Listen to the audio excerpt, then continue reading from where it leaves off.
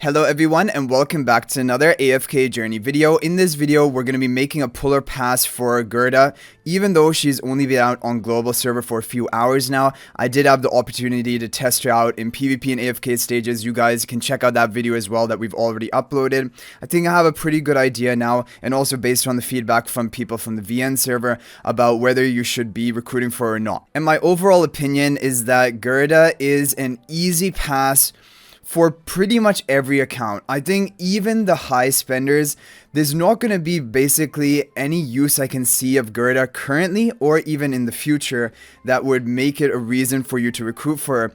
So let's talk a bit exactly around why I think she is such a passable hero and that it will not impact your account pretty much at all if you completely skip out on her. So the major problem is that she doesn't offer any damage, and so like for crowd control oriented heroes who want to try to take get a role in AFK stages, you need to have damage or you need to be the best crowd control in the game.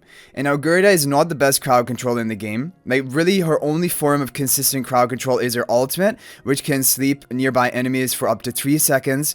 And then the other one is going to be her Mighty Smash, which can stun a single target for 1.5 seconds. And that is not enough crowd control when you compare it to something like an Alamis or Iron, who are immobilizing, knocking down, prolonging duration of crowd control effects. It's like there's no comparison. And then the other problem is that she doesn't contribute any damage. And so for AFK stages, she's just not going to be useful.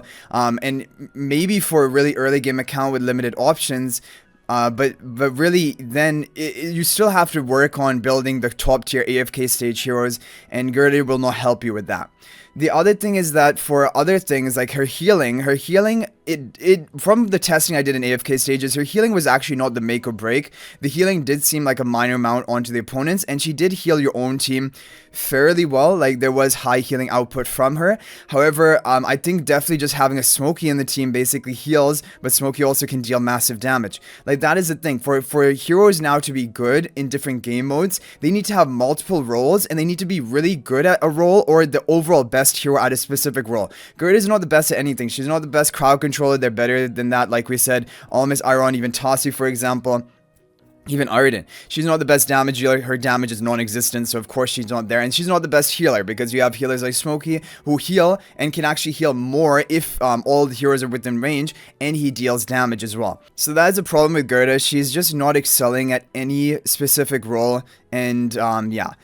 The other thing is now when you talk about PvP, she has issues surviving in PvP. Just because the thing is, even though she has some damage reduction from her hero focus, she can potentially get some shields off with Mighty Smash. She can heal gradually with her Spring Therapy. It just isn't enough. She can still be nuked and blown up at the beginning of the fight. She doesn't have invincibility. She doesn't have revives. She doesn't have massive damage reduction.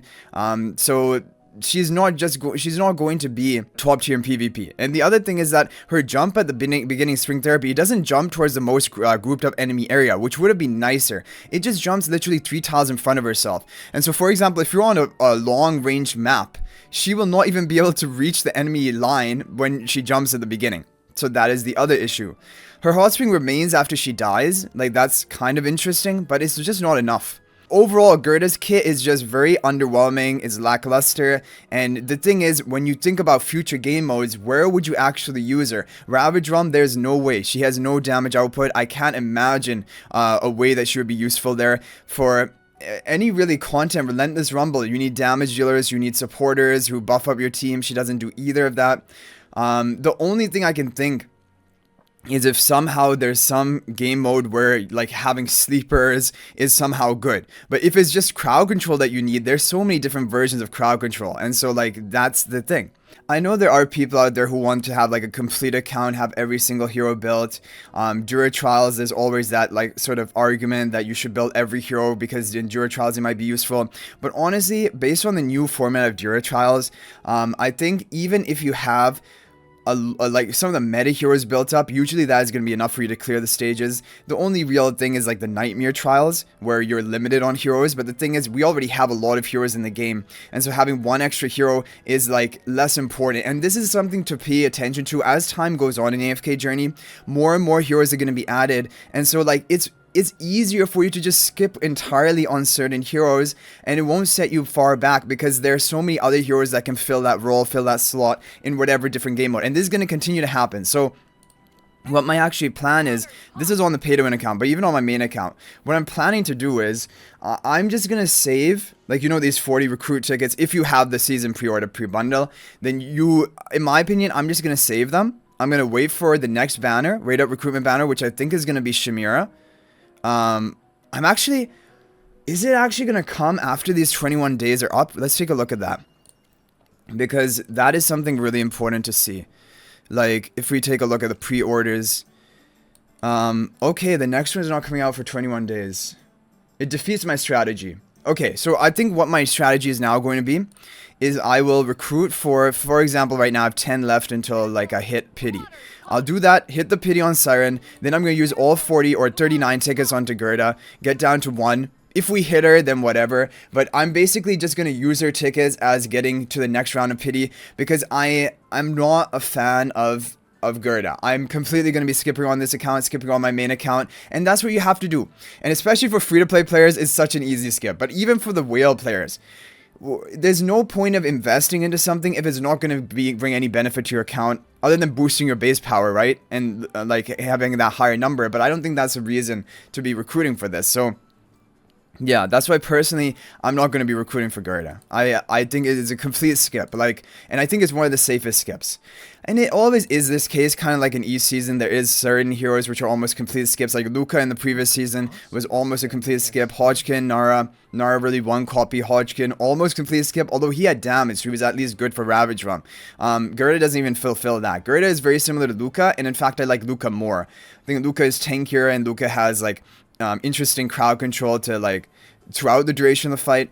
Gerda just really, yeah, she has a sleep, I guess, but I don't know, her survival is a major issue, and that is a major problem for me for PvP. That is like a sticking point and basically a deal breaker. When the hero doesn't have survivability, especially if they're a tank hero, then that is you're not going to be able to use them effectively in PvP. So as of right now, I can almost 99% say that she is going to be no benefit to almost anyone's account, and she's a complete skip. And yeah, like, there always are going to be heroes like that, so that is my opinion about Gerda. But let me know if you have any other opinions. If you disagree with me in the comment section, feel free to share your own opinions. Let me know, because this is based on my testing, this is based on my opinion, but I feel like it is backed up with a good amount of experience. But of course, I'm sure there are people who are going to find ways to make certain heroes work, but I just cannot see anything meta relevant for Gerda right now. And so, yeah, skip and save. We're going to have 2 more Raid Up Recruitment heroes in the rest of the season, but now we're going to have 21 days interval between them, so we're going to have a lot of time to save up. That is an advantage for everyone. I think the next one is going to be Shamira, followed by Pheromore. That is most likely the heroes which are coming up. And then we also have a Celestial Hypogean as well. So, like, if you're going to be spending, then you can spend maybe on that or something, like, rather than Raid Up Recruitment. So that is my opinion overall. Hopefully this is helpful. If you guys have not already recruited for Siren, and you were waiting for basically Gerda to decide if she's good, and now that she's not, if you want to recruit for Siren, you can. Siren is decent in AFK stages. He has some niche use. Not really used for most AFK stages, to be honest with you. But he does have some use there. And for PvP, he is pretty nice. I like him in PvP. Not necessarily game breaking, but definitely very strong in PvP. So Siren is a good hero. But again, if you don't need to focus PvP too hard, you can also skip on Siren. So far, actually, this season, out of all the Raid Up Recruitment heroes, a lot of them have been basically skippable. Lorson is nice, especially for AFK stages as well in PvP. Siren is good for PvP, less use in AFK stages. Velka, we thought was good, and Velka turned out to be pretty bad, other than for some people in Orson, if they don't have all the top options. So, but I think Velka will probably be good for Ravage Realm. So Velka is at least definitely better than Gerda. There's no question about that. And then we're going to have 2 more heroes left. Who knows how strong they're going to be, right? And that's why always saving for that is going to be smarter and better. You never know when that hero is going to drop, which is absolutely game breaking, and it always is bound to happen eventually, right? Lily May dropped, Mikola dropped on Raid Up Recruitment, Tassi dropped. It will just Sonya. These heroes come pretty much every season. There are at least two usually game-breaking heroes. So yeah, I have no idea what is expected with these last two heroes. So that is something interesting to watch. But anyway, guys, I hope you enjoyed the video. Thank you for watching. If you're not already subscribed to YouTube channel, smash that subscribe button. We're on the road to 20,000 subscribers. Thank you guys for watching. I'll hope to see you in the next video. And until then, everyone, peace out for now. And feel free to join my AFK Journey Discord server. There's a link to that in the description of this video. But I'll see you guys in the next one.